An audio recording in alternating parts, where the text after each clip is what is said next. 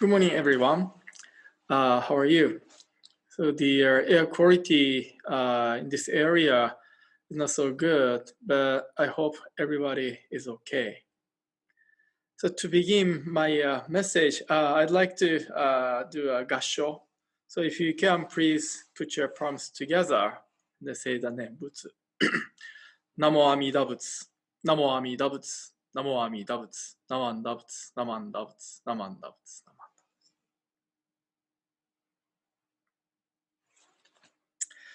Okay, so today I have two tests for you.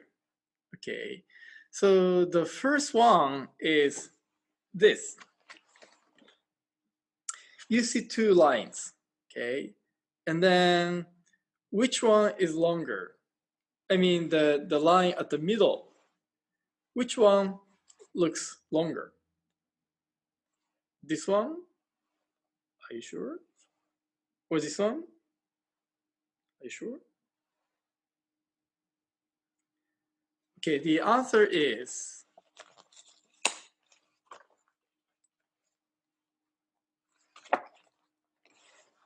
it's the same, right? Maybe some of you, to your eyes, this upper one looks longer than the bottom one, but the line at the middle, at the center, they are the same length. Okay. And then next thing is, let me use a musical instrument. Guitar. I used to play guitar when I was middle school and high school. Although I never played the guitar at the Berkeley Buddhist temple, but there is a musical note, do, re, mi, fa, sol, la, si, do, or like a C, D, E, F, G. Right? And then, what's this?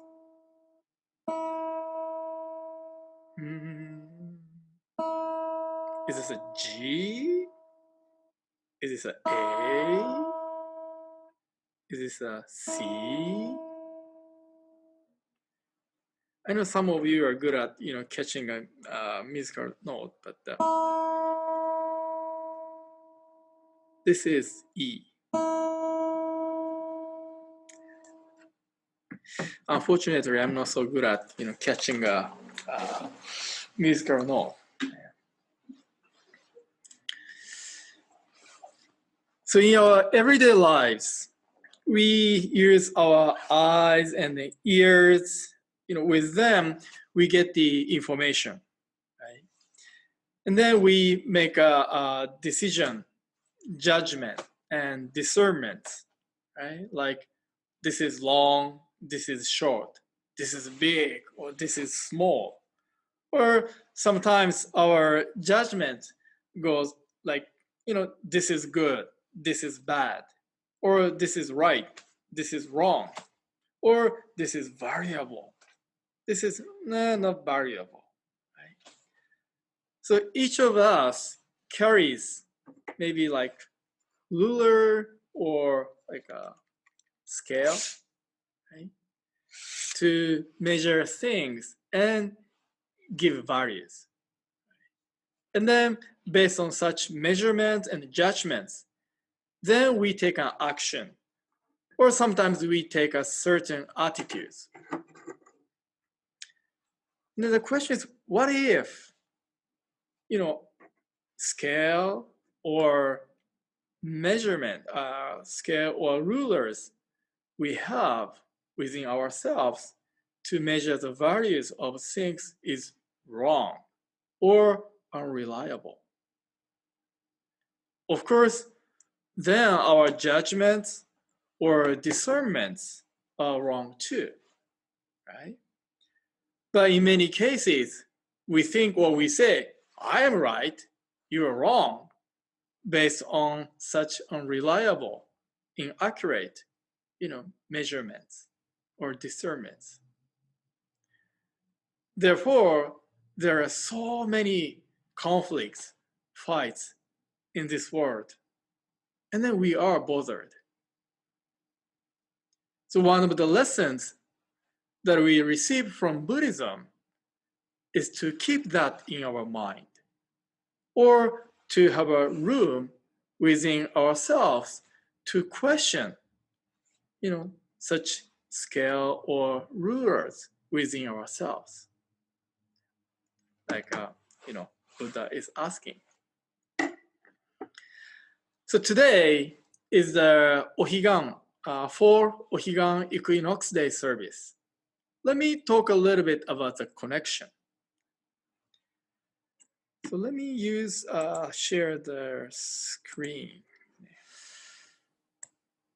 So now you see a beautiful, picture of a sunset. This is not the sunrise. This is a sunset in Hawaii. When I was invited as a guest speaker to Hawaii last year, I took a picture.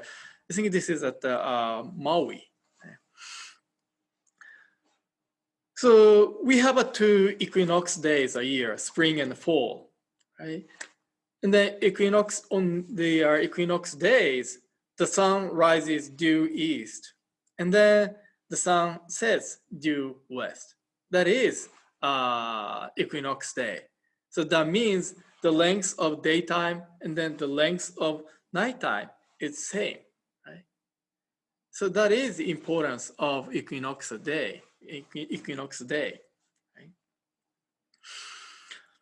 And then in Buddhism, because the sun sets due west twice a year, then there is a kind of connection with Amida Buddha's Pure Land. So this is a quote from the Amida Sutra.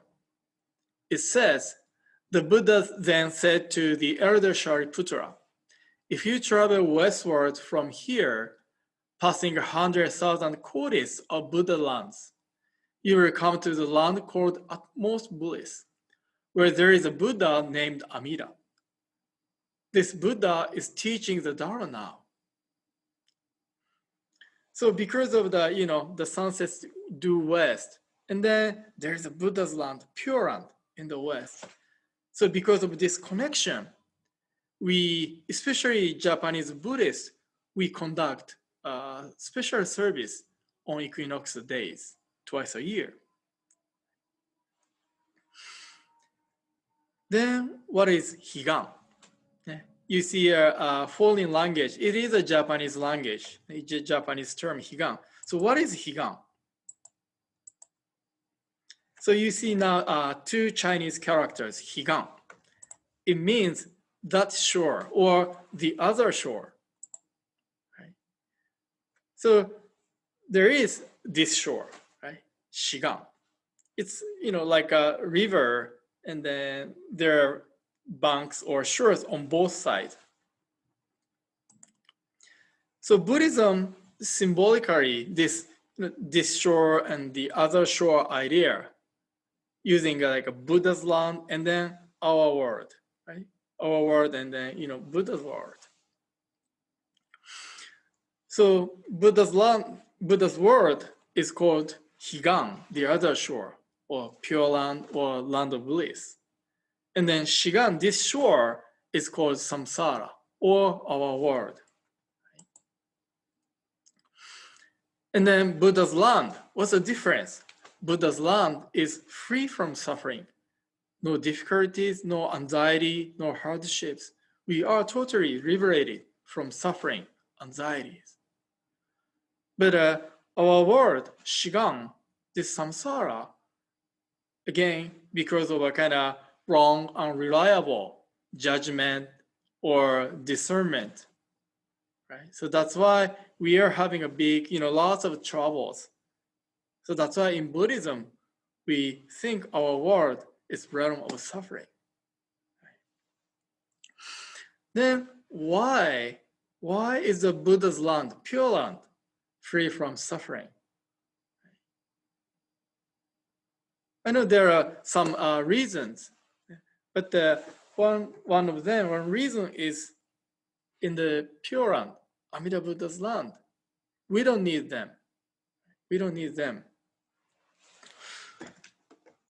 So in Buddha's land, we don't say this is right, this is wrong, right? This is valuable, this is not valuable. Right?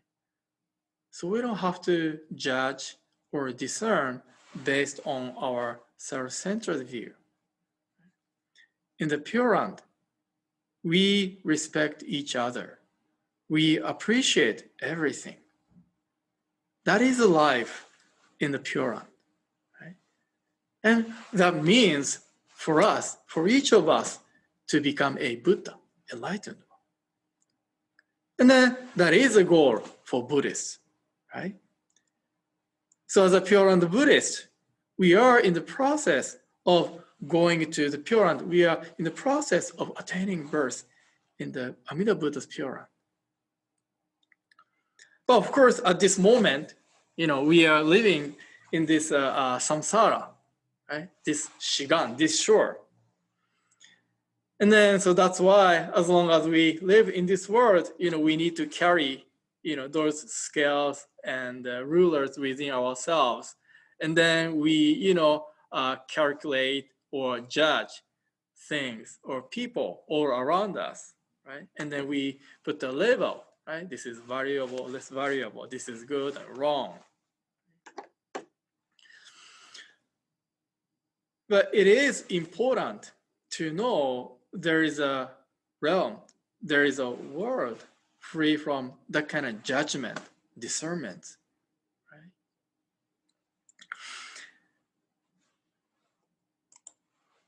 So now you see another Chinese character on the screen.